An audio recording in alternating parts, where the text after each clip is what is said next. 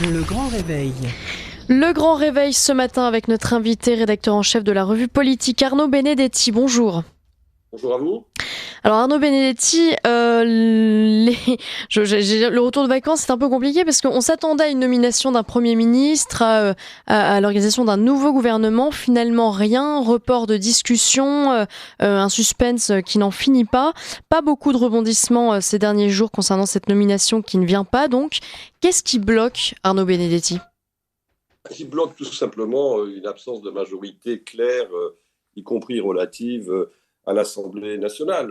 Finalement, le résultat des urnes du 7 juillet dernier, c'est un verdict qui, pour le moins, n'est pas clair et qui démontre qu'aucun camp, aucun des blocs, quel qu'il soit, le bloc de gauche, le bloc central, qui sont finalement les deux seuls à ce stade revendiquer potentiellement la légitimité pour former un gouvernement, ne dispose pas d'un étiage parlementaire qui leur permette de pouvoir gouverner sur la durée.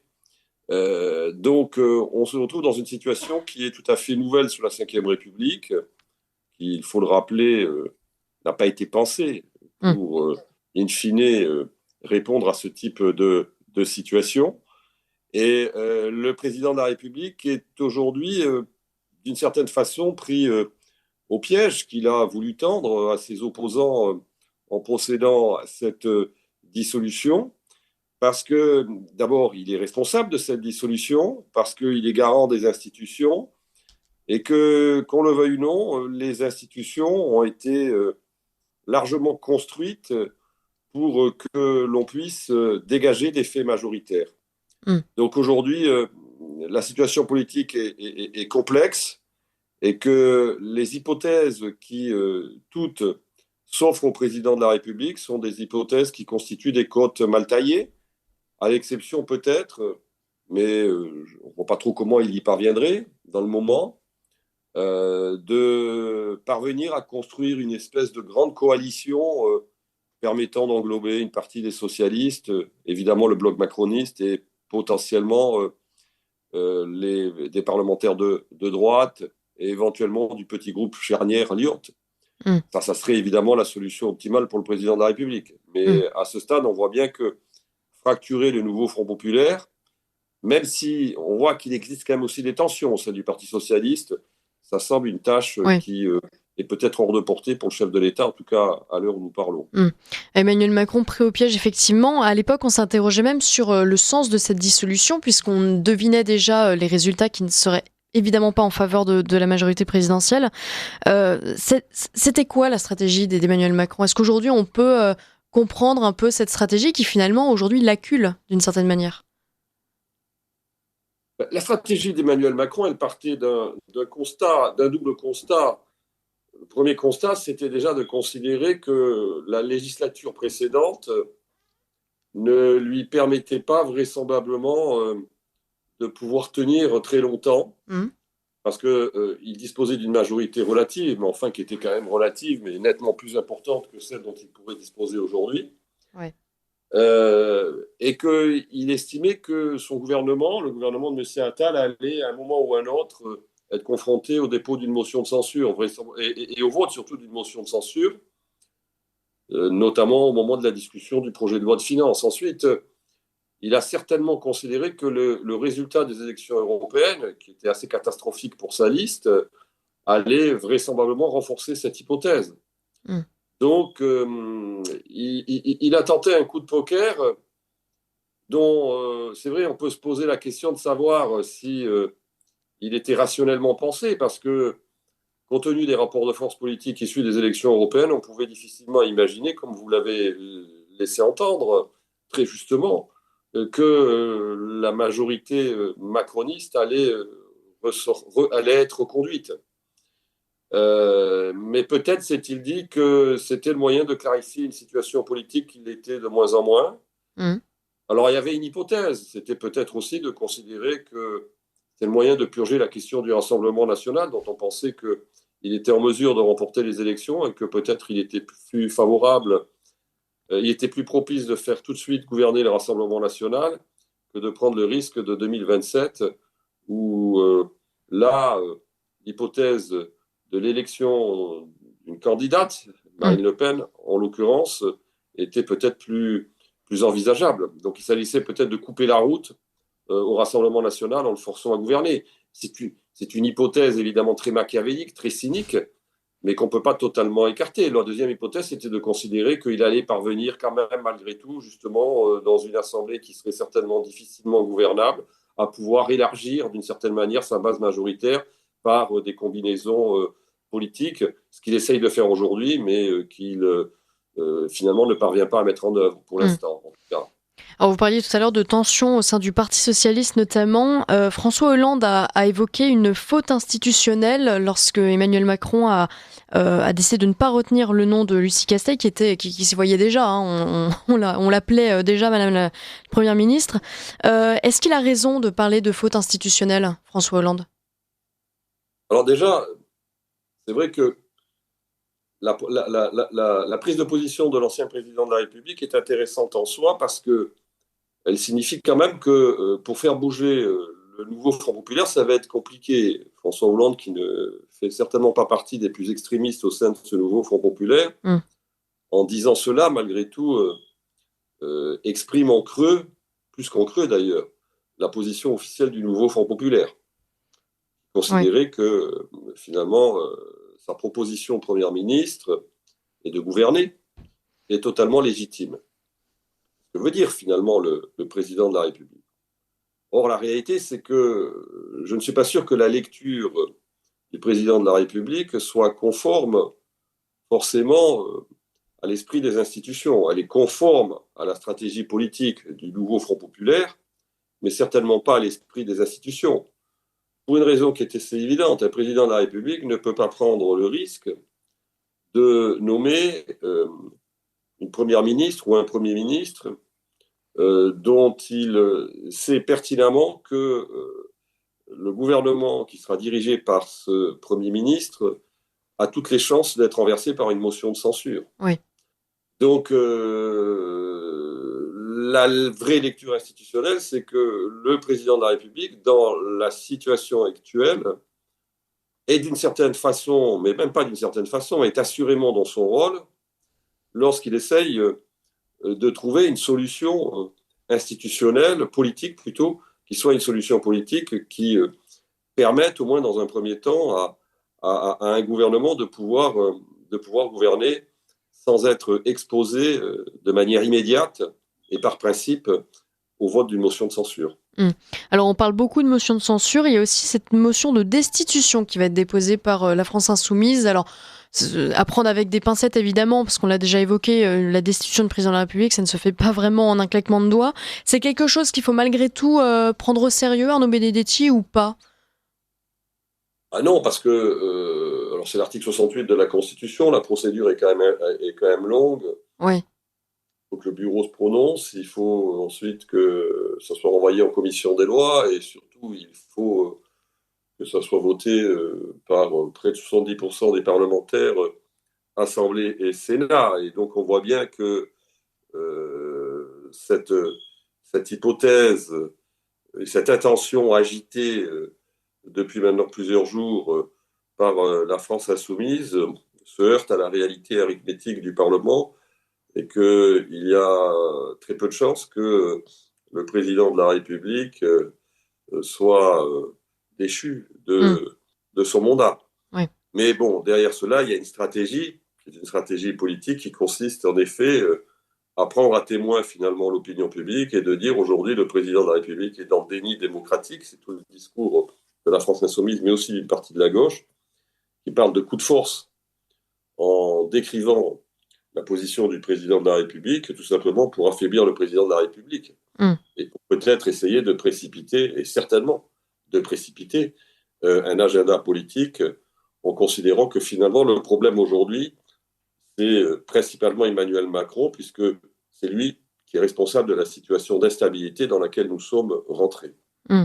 De ce point de vue, force est de constater que quand même la responsabilité du président de la République est largement engagée dans la situation que nous traversons. Ouais. Est-ce qu'on peut parler de déni de démocratie de la part du président de la République? Ou du moins que cette séquence affaiblit d'une certaine manière la démocratie? La crise de la démocratie n'a pas attendu les élections législatives du 7 juillet, si je puis dire, pour s'exprimer. Oui. Elle est très ancienne et malheureusement, elle explique la défiance de plus en plus grande des Français, toute étude d'opinion confondue, à l'endroit de leur classe politique et de leur classe dirigeante. Hum. Mais parler de déni démocratie parce que le président de la République refuse de nommer un potentiel candidat du nouveau Front populaire, je crois que c'est vraisemblablement aller un peu vite en besogne. Pour le coup, il faut rappeler que de toute façon, le bloc de gauche n'a pas de majorité en siège à l'Assemblée nationale, moins de 200 députés. Oui. Il n'est pas majoritaire dans le pays. Hum. Il n'est pas majoritaire en voix dans le pays. Il est même très loin d'être majoritaire en voix dans le pays. Hum. Donc, Oui, à donc la c'est limite, finalement le on nouveau Front pourrait... populaire qui est dans un déni. Ben oui, justement, on pourrait quasiment renverser, j'allais dire, l'accusation d'une certaine façon. Considérer que c'est le nouveau Front populaire qui est dans le déni de la réalité sociopolitique du pays. Hum. Alors, on parle énormément de la gauche, peut-être aussi parce que la gauche s'exprime plus que la droite. Quelle est la carte à jouer pour la droite? Est-ce qu'il y a une stratégie pour la droite aujourd'hui à présenter peut-être un candidat? Aucun nom n'émerge de ce côté-là. Peut-être parce qu'ils estiment que ça n'est pas une option, peut-être parce que stratégiquement, ce n'est pas le moment. Sachant que ce gouvernement ne tiendra pas, on le sait déjà, mais enfin pas longtemps en tout cas.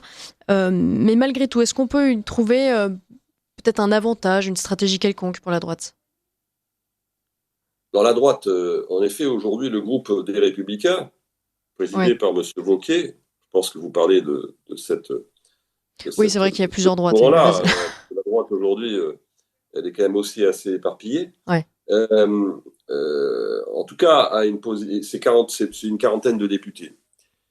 La position de Laurent Wauquiez, le président du groupe, elle est de considérer que il faut peut-être un pacte législatif, c'est-à-dire un engagement de LR à voter un certain nombre de textes allant dans le sens des propositions de LR sur le travail, sur l'immigration, avec des lignes rouges notamment sur la question de la fiscalité, pas d'augmentation des impôts, sur la question de la nécessaire revalorisation des retraites. Mais cette stratégie qui est prônée par Laurent Wauquiez, c'est une stratégie qui vise en fait à mettre en place une sorte de soutien sans participation au gouvernement, Ouais. puisqu'on ne rentrera pas en voie de coalition. Mm. Ça, c'est la position officielle de Laurent Wauquiez et du groupe. Oui. Après, il y a d'autres voix qui se font entendre hein, dans la galaxie des Républicains.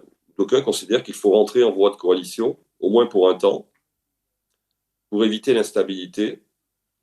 C'est notamment la position de M. Bertrand, qui a laissé entendre qu'il était prêt à prendre ses responsabilités Oui, il est prêt à pour beaucoup de choses, gouverner. Guy Bertrand. Mais il est vrai que ce n'est pas une position qui est partagée par l'ensemble des parlementaires LR et des Mm. responsables LR. Mm. Après, il y a évidemment, côté du groupe LR, la position de M. Ciotti, hein, qui elle est très claire, avec son groupe à droite qui comprend 17 députés, et où là, la position est de considérer que il faut être dans l'opposition, clairement, sans se poser de questions, et poursuivre l'alliance avec le Rassemblement national. Mm. Oui, pour avoir peut-être davantage de poids en 2027, on imagine. Bon, cette séquence dure, on l'a dit évidemment, un Premier ministre émergera forcément un jour. Comment Emmanuel Macron va sortir de cette séquence? Affaibli ou pas En Ben, fait, ça on va a du mal dépendre. à... Aujourd'hui, vous savez, on est quand même dans un moment où la tectonique ne cesse de bouger. Soit il parvient à fracturer. Alors ça dépend, parce que tout dépendra le choix qu'il fera du Premier ministre. Il y a différentes hypothèses. En fait, il faut qu'il arrive à trouver une personnalité à qui il confie d'une certaine façon, là aussi, une mission exploratoire pour essayer de constituer la majorité la plus la moins inconfortable possible, plutôt, Mm. arithmétiquement. Donc, va-t-il chercher une personnalité plutôt de gauche, avec par exemple, Cazeneuve, Oui, ce nom monsieur, est beaucoup monsieur évoqué en ce Migaud, moment. l'ancien premier président de la Cour des comptes, Mm. ancien parlementaire socialiste, ancien président de la Commission des finances, ou va-t-il chercher un profil plus à droite? Va-t-il chercher un profil technique plus neutre? Mm.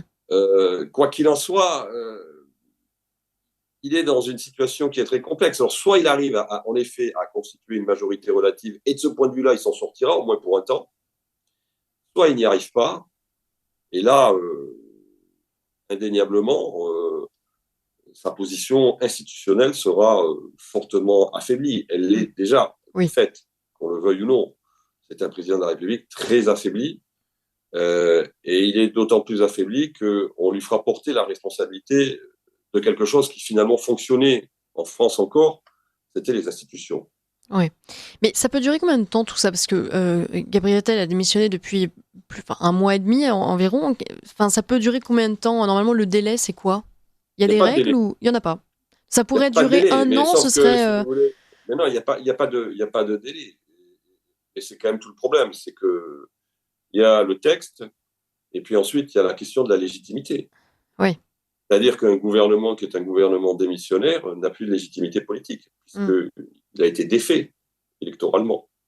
Ouais. Donc, il va quand même falloir trouver une solution. Mm. D'autant plus qu'il y a quand même une épreuve parlementaire qui se profile à très très très brève échéance, à l'horizon, c'est le vote du projet de loi de finances. Oui. Ah oui. Donc, il va falloir en effet trouver un gouvernement qui puisse bâtir ce projet de loi de finances, le présenter au Parlement et ensuite le faire voter, ce qui ne sera pas une mince affaire. Non. Il y a quand même des urgences. Et c'est d'autant plus risqué, c'est que, j'allais dire, il y a des facteurs qui sont extérieurs presque à notre vie politique nationale. C'est que, il faut le rappeler, la France est sous le coup d'une procédure de la part de la Commission européenne pour déficit excessif. Oui. Donc, la situation est d'autant plus compliquée, c'est que le pays est affaibli au niveau de ses finances publiques, il est très endetté, que nous avons des créanciers étrangers qui nous regardent, et que, si vous voulez, l'instabilité politique, c'est le moins qu'on puisse dire, n'est pas un facteur qui va rassurer ceux qui aujourd'hui observent l'évolution des déficits publics en France. Donc, il y a quand même intérêt à, au moins, dans un premier moment, à retrouver une forme j'allais dire, de stabilité politique Mm. pour éviter de mauvaises surprises sur le plan de la gestion de la dette Ouais. et des marchés financiers. Bon, eh bien, à suivre donc. Merci beaucoup Arnaud Benedetti d'avoir Merci à accepté vous. notre invitation. À très bientôt.